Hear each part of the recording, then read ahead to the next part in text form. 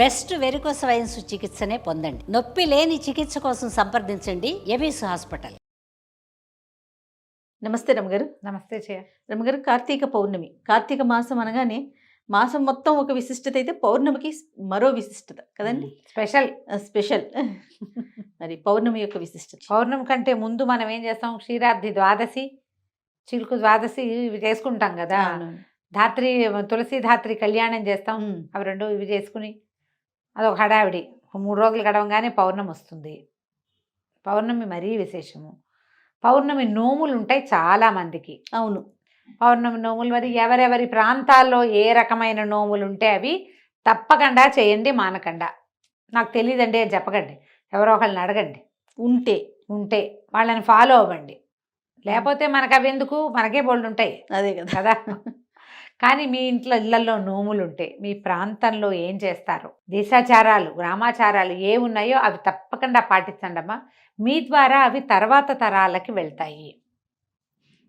మనకి మన దాన్ని కంటిన్యూ చేయటం, మన కలి ప్రభావం వల్ల ఒక తరం నుంచి రెండో తరంకి అందవలసినవి ఏవి అందకుండానే పోతున్నాయి.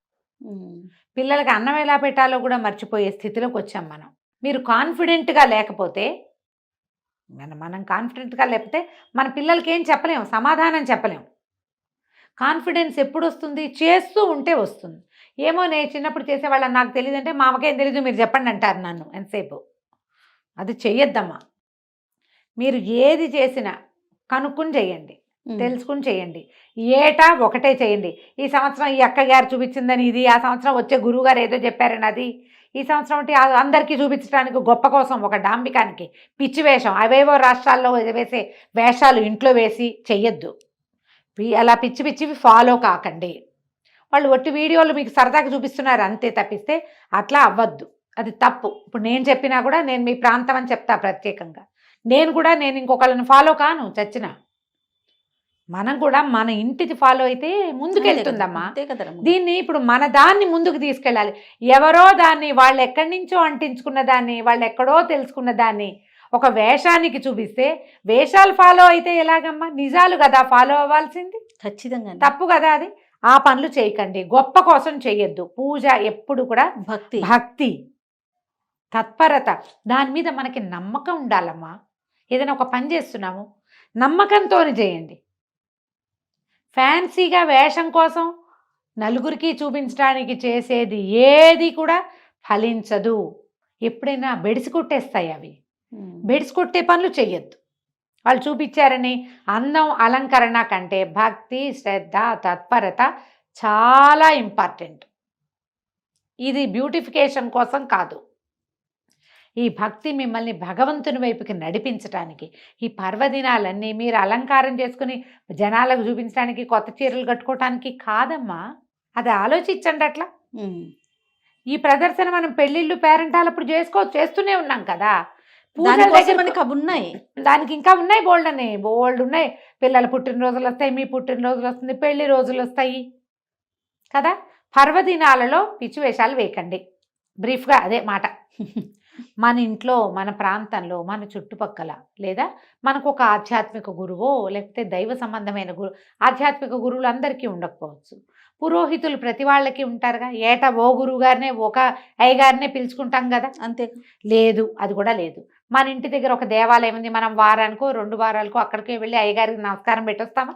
ఆ అయ్యగారిని పెట్టుకోండి, ఆయన చెప్పిన ప్రకారం చేసుకోండి. వచ్చే ఏడాది మళ్ళీ మర్చిపోతాం అనుకుంటే, ఇప్పుడు మనకు అవకాశం ఉంది, ఫోన్తోటో పుస్తకంలోనో రికార్డ్ చేసి పెట్టుకోండి. వచ్చే ఏడాది మళ్ళీ ఏం చేయాలి అని అడగద్దు. మీరు కొత్తవి మొదలు పెడితే కుశంకలు ఎక్కువగా ఉంటాయి. మీరు ఏటా 365 ఒత్తులు వెలిగిస్తున్నారనుకోండి, నేను అక్కర్లేదమ్మా ఇంటికి ఒక దీపం అని చెప్తా. ఎక్కర్లా, మీరు చేసేది మీరు చేసుకోండి. కొత్తగా చేసేవాళ్ళు ఒకటే పెట్టుకుంటారు. పిల్లలతోటి కూడా వెలిగిపిస్తానండి నేను, లక్షణంగా వెలిగించుకోండి, మాకే అభ్యంతరము లేదు. మానేస్తే మీకు డౌట్ వస్తుంది, అమ్మో మానేసాం పిల్లాడు అందుకే పడ్డాడు, ఇలాంటి డౌట్లు వస్తాయి. డౌట్లలోకి వెళ్ళొద్దమ్మా. మనం ఏది చేసినా భగవంతుని వైపు మనం సజావైన ప్రయాణం, రుజుమార్గంలో వెళ్ళాలి, సరైన మార్గంలో వెళ్ళాలి. రుజుమార్గం అంటే చూడండి, పెద్ద దీపం ఉంది, దానికి పెద్ద అడ్డం కట్టేసాం, రేకు ఏం కనపట్ల, దానికి ఒక్క హోల్ పెట్టాం. అంత దీపకాంతి ఆ హోల్లో నుంచి వస్తుంది బయటికి. మీరు ఆ సన్నటి మార్గాన్ని పట్టుకున్న దేవుడి వైపు వెళ్తారు. అది సజావైన మార్గం కావాలి అంతే. ఈ ఈ సంవత్సరం ఈ వేషం, వచ్చే సంవత్సరం ఇంకో వేషం, వాళ్ళెవరినో ఇవాళ ఫాలో అయ్యి చెయ్యొద్దు. అది పద్ధతి కాదు. సాధారణంగా ఏం చేస్తారు? కార్తీక పురాణానికి, కార్తీక పౌర్ణమికి పగలు ఉపవాసం, రాత్రి భోజనం సాధారణ నియమం.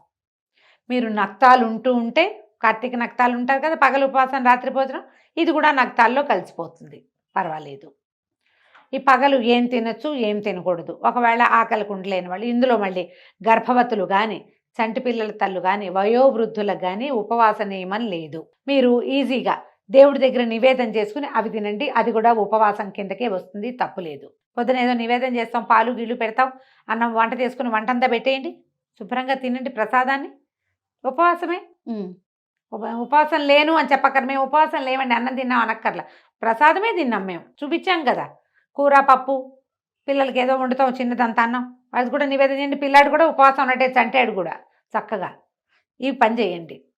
ఈ పెద్దవాళ్ళందరూ దీనికి సూర్యోదయానికి ముందే స్నానం చేయాలి, పగలు నిద్రపోవద్దు. కానీ ఇందులో మళ్ళీ గర్భిణులు, పెద్దవాళ్ళు, చంటి పిల్లల తల్లులకి అమెండ్మెంట్, వాళ్ళకి లేదు ఆ నియమం. మీరు ఉపవాసం చేయదలుచుకున్న వాళ్ళు పగలు పడుకోకండి. పొద్దున ఎప్పుడో లేస్తాం, ఆ మాత్రం అలసట వస్తుంది లాంటివి పర్వదినాల్లో చెప్పుకోకండి. నెలంతా మీరు పగలు పడుకోకుండా ఉండలేకపోవచ్చమ్మా, దానికి నేనేం చెప్పను. కనీసం ప్రత్యేక పర్వదినాల్లో పగలు పడుకోకండి.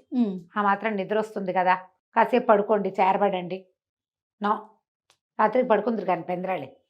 పర్వదినంలో చేయొద్దు. మనకి ఫలితం పూర్తిగా కావాలంటే ఇది పద్ధతి. మన అమెండ్మెంట్లు మనం చెప్పుకుంటాం, శాస్త్రానికి చెప్పలేము అవన్నీ. కరెక్ట్ అండి. సాయంకాలం చీకటి పడంగానే పెందరాళ్ళే వాకిళ్ళు ఊడ్చుకోండి, ఇల్లు ఊడ్చేసుకోండి, చకచక.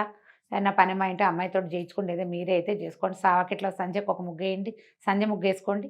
తర్వాత తులసి దగ్గర శుభ్రం చేసి ముగ్గేసి పెట్టుకోండి. ఒక చెంబు నీళ్ళు పోసుకున్నాం. అంత శక్తి లేకపోతే చలి పెరిగిపోతుంది కాబట్టి కాళ్ళు చేతులు మొహం కడుక్కుని ఉదయం వేసుకున్న వస్త్రాలన్నీ మార్చేసుకోండి, అన్నీ మార్చుకోండి. తర్వాత దీపారాధన చేసుకోండి. దేవుడి దగ్గర ముందు తొలి ఒక దీపారాధన చేసి తులసమ్మ దగ్గర ఒక దీపం పెట్టాక అప్పుడు మీరు 365 ఒత్తుల్ని వెలిగించుకోండి. ఈ 365 ఒత్తులను కూడా ఉదయం స్నానం తర్వాత మీరు ఏదైనా ఆవు నేతిలో తడిపి ఉంచితే ఒత్తులు బాగా సులువుగా వెలుగుతాయి, పూర్తిగా ఆహుతవుతాయి. ఒత్తి పైన ఇట్లా మండి కింద భాగం ఉండటం కంటే మొత్తం ఆహుతైతే శ్రేష్టము. దీపారాధన మొత్తం ఆహుతైతే మంచిది. అవకాశం ఉండి ఒకవేళ అవ్వలేదనుకోండి, ఒక చిటికెడు కర్పూరం వెలిగిస్తే మీకు సులువుగా వెలుగుతుంది. 365 ఒత్తులు వెలిగించండి. సంవత్సరంలో స్త్రీలకి పూర్తిగా అవకాశం ఉండదు. 365 రోజులు దీపారాధన అవకాశం ఆడవాళ్ళకి అవకాశం ఉండదు. మగవారు వేరే వేరే ప్రాంతాలకు వెళుతూ ఉంటారు, ప్రయాణాల్లో ఉంటారు, ఉద్యోగ వ్యాపార నిమిత్తంగా కుదరకపోవచ్చు, లేదా ఆసక్తో అనాసక్తో ఏదైనా కుదరని పరిస్థితిలో ఏదైనా కావచ్చు, వారికి అవకాశం లేదు. వాళ్ళకి కూడా ఈ ఒత్తులు వెలిగిస్తే సరిపోతుంది. భార్యకు ఒకటి భర్తకు ఒకటి పెట్టవలసిన అవసరం సాధారణంగా లేదు. మీకు అలాంటి ఆస్తి ఉంటే పెట్టుకోండి. సంటి వెంటి పిల్లలు ఉంటే వాళ్ళకు కూడా అని పెట్టకండి అమ్మ. ఇంటికి ఒక దీపం చాలు. మీకు అలవాటు ఉండి మేము ఇదే చేస్తామంటే మీ ఇష్టం, మిమ్మల్ని వద్దని చెప్పట్లేదు. కొత్తగా చేసే వాళ్ళైతే అవి పెట్టుకోకండి. ఒక ఇంటికి ఒక దీపారాధన సరిపోతుంది. ఈ 365 ఒత్తులు వెలిగించండి. ఏమైనా పళ్ళు పాలు నివేదన చేయండి. వంట చేసేసుకోగలిగి ఉండి రెండో వాళ్ళు సహాయం చేస్తే ఏదైనా అన్న నివేదన కూడా చేయండి. నేనైతే సాయంకాలం 4 గంటలకల్లా వంట మొదలు పెట్టేసి 6:30కి వంట ముగించేసుకుంటాను జయ. వంట ముగించుకుని దీపం పెట్టుకుంటా. ఒకేసారి అప్పుడు నాకు నివేదనకి అవకాశం ఉంటుంది. అన్నం నివేదించి భోజనం చేయాలని భావిస్తాను. నా మటుకు అదే మీకు అవకాశం ఉంటే అలా చేయండి, లేదా పళ్ళు పాలు నివేదన చేయండి, వంట చేసుకోండి. ఇదే చేయాలన్న నియమం లేదమ్మా. మీ అవకాశాన్ని బట్టి చక్కగా చేసుకోవచ్చు. మగవాళ్ళు ఉండి వాళ్ళు కూడా దీపం వెలిగించడానికి ఉత్సుకత చూపిస్తే మహాద్భుతమైన సంగతి, వాళ్ళతోటి వెలిగింపించండి. ఆ ఒత్తులు మీరు వెలిగించకపోయినా తప్పులేదు, వాళ్ళు వెలిగిస్తే మీరంతా ఏర్పాటు చేసి పెట్టారు కదా, సరిపోతుంది. ఏర్పాటు మీరు చేసి దీపం వాళ్ళు వెలిగించడం మహత్తరంగా ఉంటుంది. చాలామంది అడుగుతారు, మగవాళ్ళే దీపం పెట్టాలా, మగవాళ్ళే పూజ చేయాలా, ఆడవాళ్ళు చేయకూడదా, ఆడవాళ్ళు మగవాళ్ళు చేస్తేనే ఫలితం లభిస్తుంది కదా. మన అవకాశం అమ్మా. ఈ కాలం ఏం కాలం. నేను ఈజీ మెథడ్ ఎప్పుడు చెప్పే ఈజీ మెథడే చెప్తా. దీపారాధన సిద్ధం చేసి పెట్టండి. ఆ మగాయన వెళ్లే ముందు స్నానం చేసిన తర్వాత ఒట్టిగా దీపం అంటించు, నేను వెలిగించి నేను రెడీ చేసి పెట్టానని వెలిగింపించండి. మీకు వాళ్ళు చేస్తేనే బాగుంటుందన్న నమ్మకం ఉంటే చెయ్యనివ్వటమే చాలా పెద్ద విశేషం అనుకుంటా జయ నేనైతే. కొంతమంది చేయనివ్వరు కూడా, ఆ దీపాలు కూడా పెట్టనివ్వరు. అవన్నీ ఎందుకంటారు? అది కాకుండా నేనేదో చేయనిస్తున్నాడు కదా, ఒక ఏర్పాటు చేయండి దీపం, దాంట్లో వెలిగించడానికి చక్కగా దీపం పెట్టేస్తే వెలిగిస్తారు. ఈ 365 ఒత్తులు కూడా ఒకవేళ వాళ్ళు వచ్చి ఒప్పుకుంటే వెలిగించు నువ్వు కూడా మంచిది పెద్దవాళ్ళు చెప్తున్నారంటే మంచిదే, వాళ్ళు కూడా వెలిగిస్తే వెలిగించుకోండి. ఇంట్లో ఉన్న పిల్లలకి అందరికీ ఆ వెలుగుతున్న జ్యోతికి నమస్కారం చేయించండి, దండం పెట్టుకోండి. తులసి చెట్టు దగ్గర అక్కడ వెలిగిస్తే తులసికి వేడి సెగ పెద్ద మంట వస్తుంది, జ్వాల అంత జ్వాల వచ్చేటప్పుడు తులసి అది పాడవుతుందమ్మా, కొంచెం శ్రద్ధ వహించండి. కొంతమంది వాకిట్లో పెరట్లో తులసి ఉంటే చక్కగా తులసి దగ్గరే పెట్టుకునే వాళ్ళు కూడా ఉంటారు. కొంచెం అసంట దూరంగా పెట్టి వెలిగించండి. ఒక ముగ్గేసి చక్కగా ముగ్గులో ఒక పళ్ళెం పెట్టి దాంట్లో ఒక దీపారాధన కుందో లేదా మన మట్టి ప్రమిదలు ఉంటే మూకుడు ఉంటుంది దాంట్లో పెట్టో చక్కగా వెలిగించండి.